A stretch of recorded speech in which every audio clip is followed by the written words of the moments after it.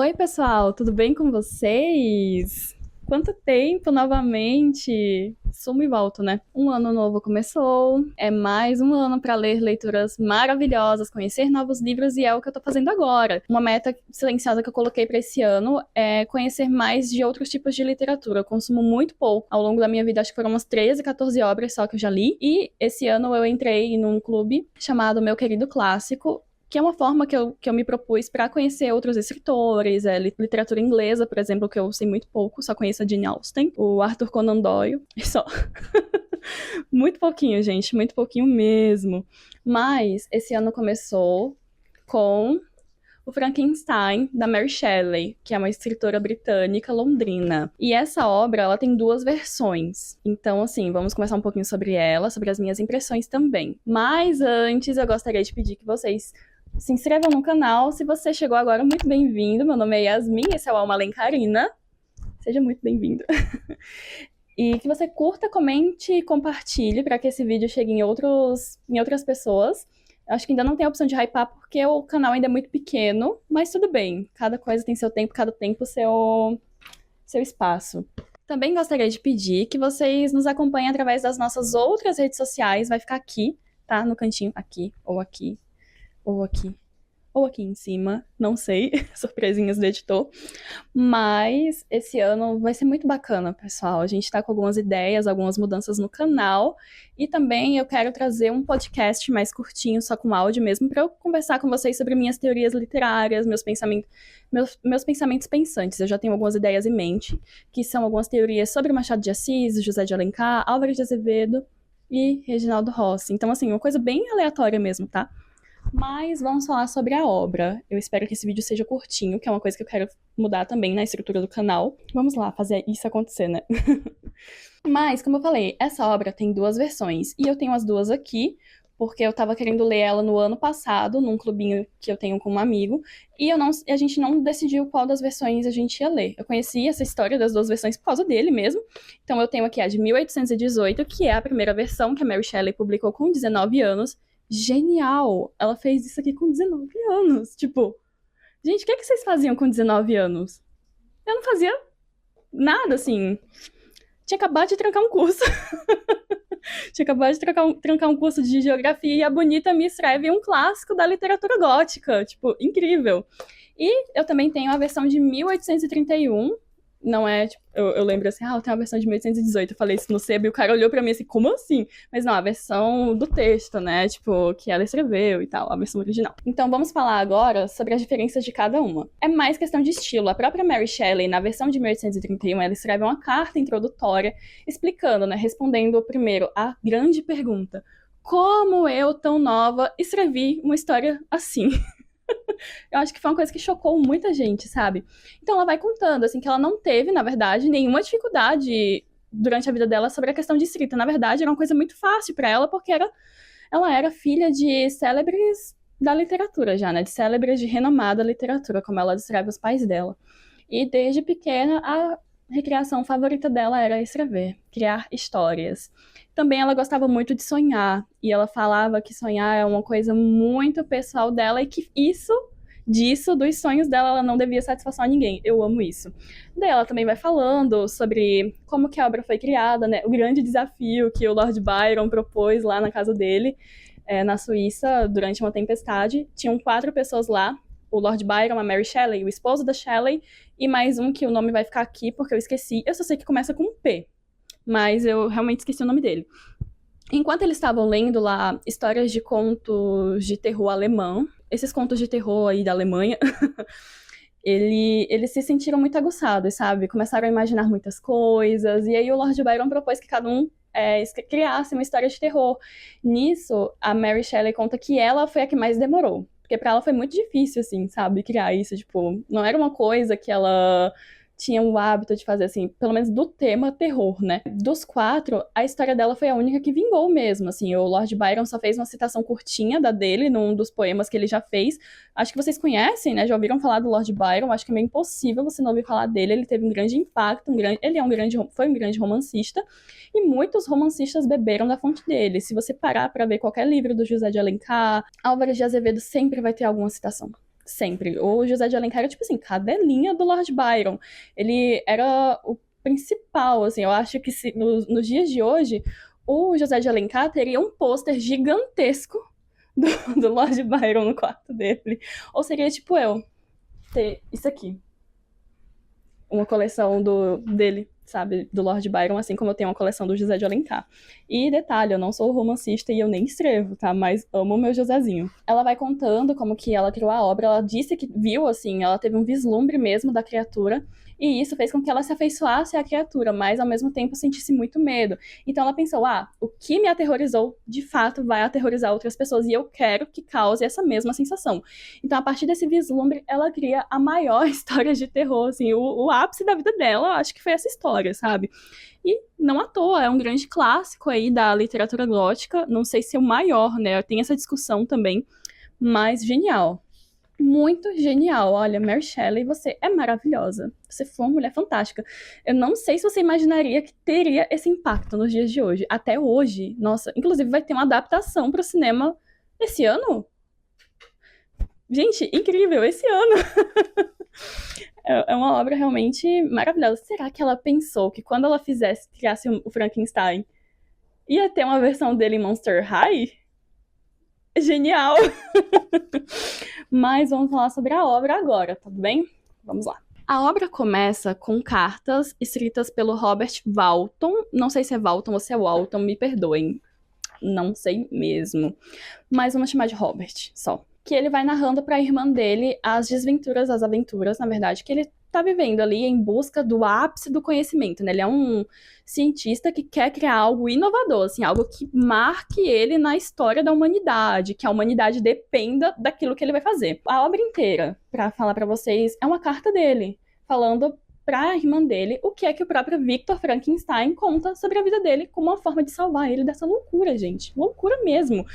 Então ele conta ali, ele vai falando pra irmã dele, hoje eu tô indo no Polo Norte, tá assim, assim, assado, eu tive que montar uma tripulação, e de repente ele vê uma criatura gigantesca passando assim na neve, tipo. E depois de alguns, não sei se dias ou se foi no mesmo dia, mas ele vê o Victor Frankenstein passando também, ou seja, o Victor Frankenstein estava caçando aquela criatura, e ele tá muito debilitado e desesperado, tipo, vocês viram aquela criatura e tal. Eu acho que o pessoal pensa que é delírio da cabeça dele, sabe? Mas a tripulação acolhe ele, e o Robert tem uma necessidade de ter amigos. Então ele vê no Victor uma oportunidade de sanar essa falta, né? De fazer uma amizade ali. Então os dois se afeiçoam um ao outro. Inclusive o Robert fala até que o Victor não se incomodava com a presença dele, mas a presença de todos os outros incomodavam a ele, sabe? Quando eles entravam no quarto, perguntavam como é que ele tava, porque todo mundo meio que se apegou ali um pouquinho, sabe? Se preocupou. E assim, gente, quando o Victor descobre que o Robert tem a mesma insanidade que ele tem, ele fica louco, tipo, você tá maluco? Deixa eu te contar a minha história pra você ver que desgraça foi que aconteceu por causa dessa obsessão que você também tem. Essa obsessão que eu tive destruiu a minha vida. E de fato destruiu ele, né? Então a gente vai ver ali, vai lendo ali a narrativa do próprio Victor, nessa autobiografia que ele vai fazendo ali pro Robert, onde ele conta desde criança a vida dele, né? Que ele conheceu a filosofia natural, o Cornélio Agripa, e que ele fala até uma coisa ali que eu acho muito interessante, que quando ele fala pro pai dele, que tá lendo aquele livro, o pai dele só faz um desdém ali, uma piadinha, tipo, não perde tempo com isso, mas ele nem se dá o trabalho de explicar que aquelas teorias já tinham sido eliminadas, assim, sabe? Já tinham sido desmentidas. Aquelas promessas da pedra filosofal, a vida eterna e tal, vencer a morte, essas coisas malucas, sabe? Muita teoria da conspiração, né? E aí, como ele não sabia dessas coisas, ele se sentiu mais instigado ainda a continuar, né? Então, olha o papel aí da gente saber conduzir bem as pessoas, né? A tomar um caminho melhor, indicar ali que aquela coisa é um pouquinho bizarra, sabe? Tipo, se o pai dele tivesse explicado, olha, essas teorias já não são mais válidas, hoje em dia as coisas estão diferentes, talvez isso não tivesse acontecido, né? Então, assim, com esse contato ali com Cornélio Agripa, essas coisas impossíveis, ele começa a ficar obcecado com a ideia ele primeiro fala que queria achar a pedra filosofal. Depois ele começa a pensar na ideia da vida eterna ou de criar da vida a um ser inanimado. E aí ele fica nessa, por muito tempo. Muito tempo. Ele fica maluco nessa ideia, até que ele tem a questão da faculdade, né? Ele chega numa idade ideal para ir para a faculdade. E, gente, tem uma personagem muito legal nesse livro, que é a Elizabeth. Ela é muito doce, ela é tipo assim, o ponto de sanidade, ela e o pai dela, na verdade, são pontos de sanidade, na verdade. Insanidade, olha, insano não é o Victor, mas o ponto de sanidade mesmo da obra é a Elizabeth e o pai dela. É incrível, assim, o papel deles ali, né? Ela que, na obra de 1818, era de fato prima do Victor, e nas adaptações ela é muito adaptada, assim, como uma pessoa extremamente interesseira, né? Mas, na versão de 1831, ela é uma órfã que foi acolhida pela mãe do Victor, porque a mãe do Victor tinha o sonho de ter uma filha menina, mas ela não conseguiu. E ela é muito doce, muito querida, nada interesseira. Foi uma coisa que eu observei, assim, eu até falei pro meu esposo, nossa, por que no livro por que no filme eles fazem ela tão interesseira, sabe? Essa é uma diferença das duas obras, né? Esse ponto dela. E a outra diferença é mais estilística mesmo, gente. Ela mudou só algumas palavras e ela fala que a essência permanece a mesma. Só que ela tornou as palavras um pouco mais agradáveis, né? Coisa de estilo mesmo. E acho que de mudança de personagem mesmo foi só o fato da Elizabeth não ser mais prima biológica do Victor. Então, assim, mudando de cenário, o Victor já na faculdade, nessa fase da vida ele tá com abuso do termo filosofia natural por conta das decepções que ele teve, né, as frustrações. E com quem que ele se depara? Com filósofos naturalistas. E ele tem um ódio, assim, porque quando ele fala, né, eu li a Cornélio Agripa e tal, acho que não sei se é o reitor da faculdade, mas um carinha lá grande começa a desprezar ele, tipo, kkkk, você com essas besteiras, você perdeu tempo de vida. Eu acho essa frase muito engraçada. Eu até falei pro meu marido assim, eu tenho vontade de dizer isso pra pessoas que leem certos tipos de autores e eu não vou dizer o nome aqui. Brincadeira, gente, sem rivalidade literária aqui. Mas ele também conhece um outro professor muito querido que ele explica, né, as falhas das teorias do Cornélio Agripa, de que esses grandes naturalistas prometiam coisas extremamente impossíveis, mas ele não despreza o fato de que, graças a esses loucos insanos, a filosofia natural conseguiu tomar um rumo bom. E que pela química muita coisa pode acontecer. Ele gosta muito da química. E ele tem uma frase maravilhosa que eu atribuí ao meu curso, né? Que ele fala mais ou menos o seguinte. Se você, vamos supor que eu faço letras, e eu gosto muito da parte da literatura. Realmente não me apetece a linguística, a gramática, essas coisas. Mas, se eu focar só naquilo que eu gosto, que tipo de letróloga eu vou ser? Sabe? Você é péssima. Então, assim, ele fala que o verdadeiro conhecimento de algo é você conhecer realmente um pouco de tudo, é você tentar dar o seu melhor até nas coisas que você não gosta, porque isso é um legado pra si mesmo, sabe? Nem precisa agradar os outros. Nisso, o professor consegue cativar novamente ali o Victor pra filosofia natural agora de uma forma mais tranquila, mais de boa, mais pé no chão, até que acontece uma coisa absurda e ele volta a ter as loucuras dele. Ele disse que descobriu o segredo da vida. Então ele começa a pensar, agora eu sou um deus, consigo dar vida a qualquer ser inanimado. Daí ele começa a criar o monstro, o Frankenstein. O pai da Frank de Monster High. No filme eles falam lá, né, que ele tenta buscar, eles mostram que ele busca do melhor, né, ele comete crime, gente, pra conseguir as partes do corpo do Frankenstein, porque ele quer que seja uma criatura perfeita. Então ele pega os olhos mais bonitos, a mão mais delicada e grande, o porte mais grande, o cérebro da pessoa mais inteligente. É bizarro, gente, ele vira um maníaco, assim, sabe? E aí ele cria a criatura. Uma diferença é que no filme eles atribuem a fonte da vida a um raio que cai. No livro não fala, realmente. Pelo menos nesse daqui, ó, não falou que de fato foi que fez a criatura ter vida. Mas é interessante, né, essa adaptação, essa licença poética que as pessoas fazem. Inclusive, até o Geraldo Galvão, que tem um texto aqui maravilhoso sobre a obra, ele fala sobre isso, que realmente não tem raio, não tem esse relâmpago que dá e a criatura começa tipo, abre o olho e fica, meu Deus, onde que eu tô e tal, sabe? Mas ele consegue criar, sim, aquela criatura, aquela coisa que depois ele vê que é horrorosa, horrenda. Ele percebe que ele não consegue atingir o grau da perfeição de uma coisa totalmente natural, né? E a própria Mary Shelley vai falar sobre isso.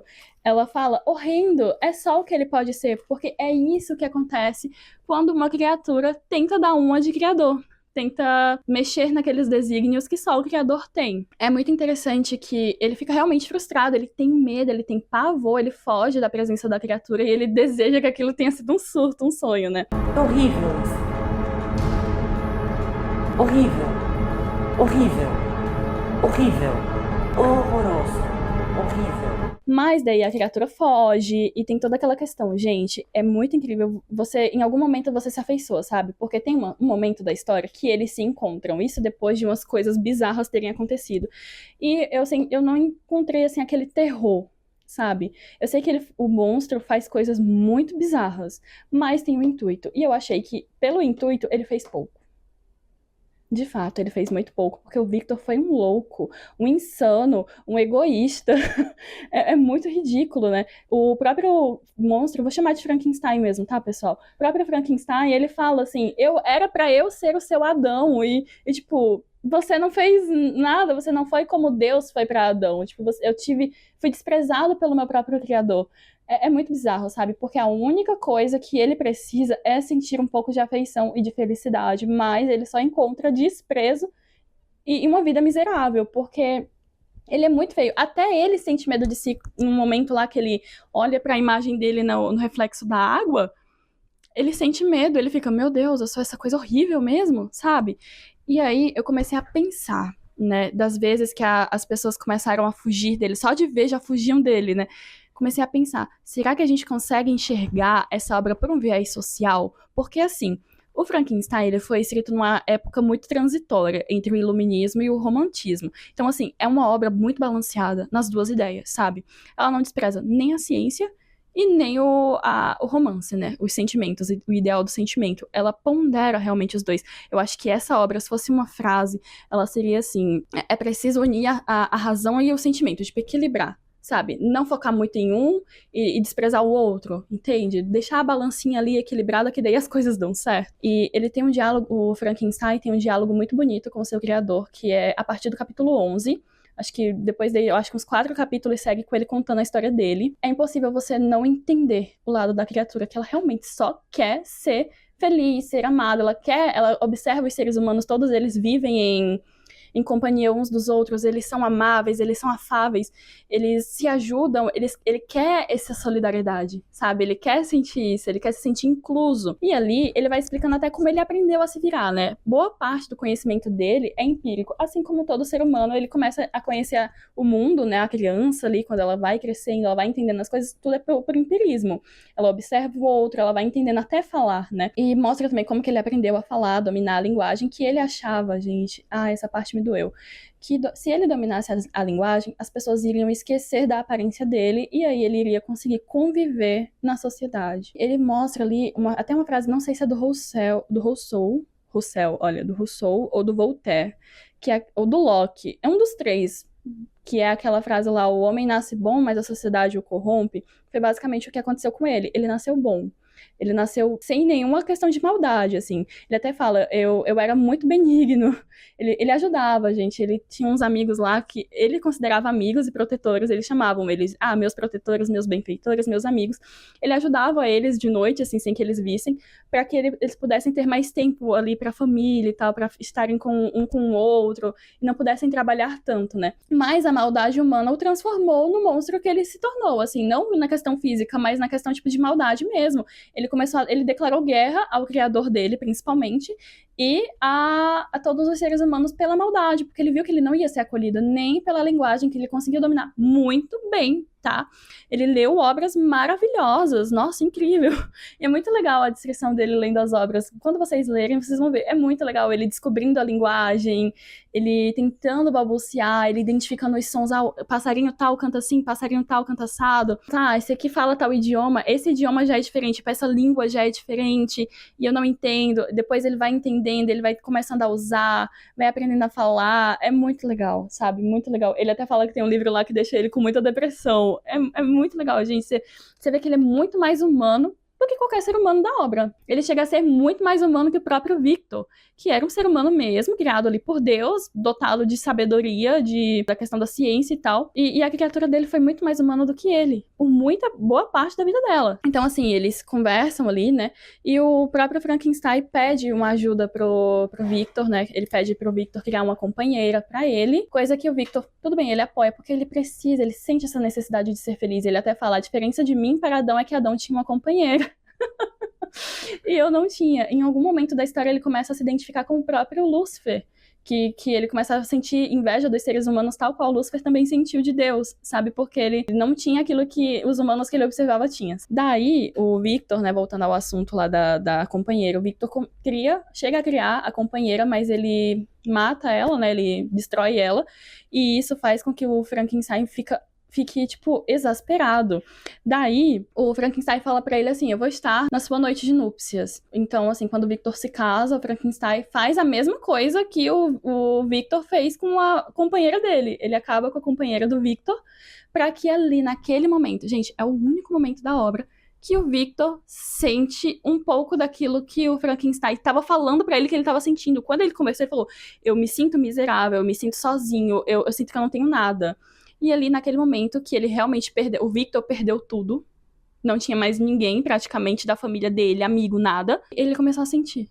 Tipo, ele perdeu o amor da vida dele pela criatura que ele criou, e ele começa a sentir um pingo da dor que o próprio Frankenstein sentiu a vida inteira, essa vida que ele não queria. E assim, gente, o final da obra é uma tragédia, né? Esse é um conto de terror gótico, um clássico, né? E é muito legal, ela marcou realmente muito a história, né, da literatura, do cinema também.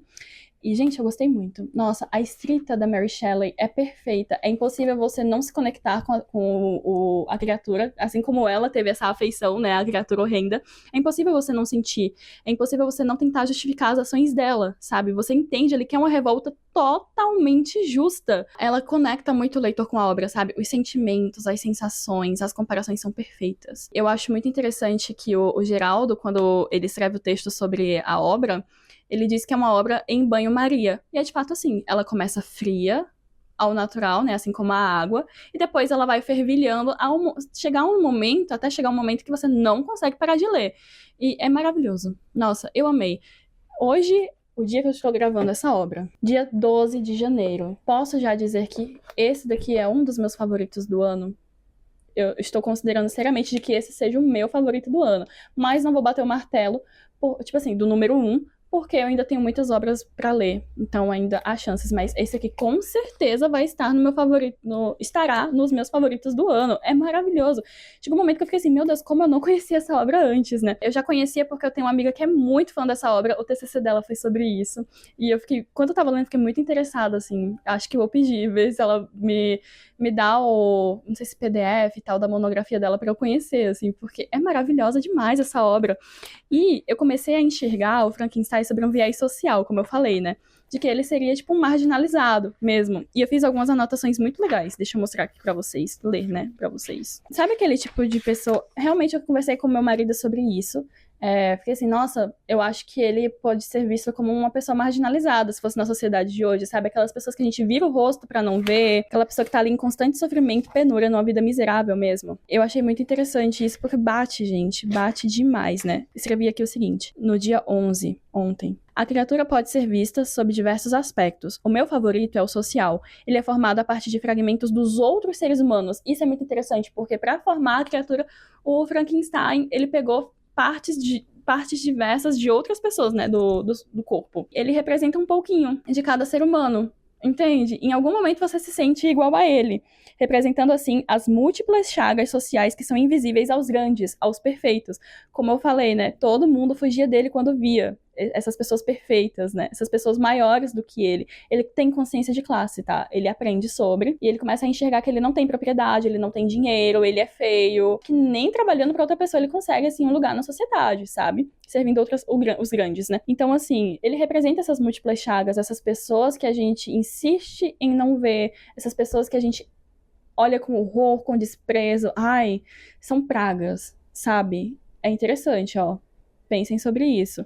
Eu achei um ponto muito interessante, principalmente essa questão dele ser formado das partes de outras pessoas, né? Então, gente, esse é o Frankenstein, uma obra grande, uma obra maravilhosa, uma obra para se ler de forma como se fosse um banho-maria. Imagine que vocês estão fazendo um pudim. É uma obra que marca, realmente. Essa é a questão. Ela marca, você não esquece, sabe? É uma obra muito boa, reflexiva, conectada. Gostei muito. Deixo aqui a minha recomendação para vocês. Se você já leu, me conta o que é que você achou dessa obra, o que é que você achou do meu ponto de vista lá da questão social, né? Se realmente, eu não sei se algumas pessoas falam sobre isso, não faço ideia, pra mim é inovador, minha ideia é minha, mas eu sei que provavelmente 99% de chance que alguém já tenha feito algum trabalho sobre isso. Me conta a sua opinião sobre essa obra. Se você já assistiu alguma adaptação, qual que é a sua favorita? Não falem de Monster High. Ela é a melhor de todas. Mas, gente, esse ano promete muitos vídeos legais, tá? Então é isso. Esse é o vídeo de hoje. Eu não sei se vai ser postado antes ou depois do meu aniversário, mas eu vou ser cara de pau. E vou deixar minha wishlist da Amazon aqui, caso algum de vocês queira ser o meu gênio da lâmpada. Porque a minha wishlist se chama Lâmpada Mágica. Então, assim, se vocês quiserem ser o meu gênio e me conceder um desejo, um livro, vou deixar a minha wishlist da Amazon ali, né? Agradeço desde já aqui, que se você assistiu até aqui, eu agradeço muito, muito mesmo. Mais uma vez, curta, comente, compartilhe, se inscreva no canal. Esse é o Alma Além Karina. Eu amei conversar com vocês sobre essa obra. Vou amar ver os comentários também. Beijinhos e até a próxima análise vídeo. O próximo vídeo é melhor, né? Porque análise não tem muito aqui, não. Até o próximo vídeo, pessoal. Tchau!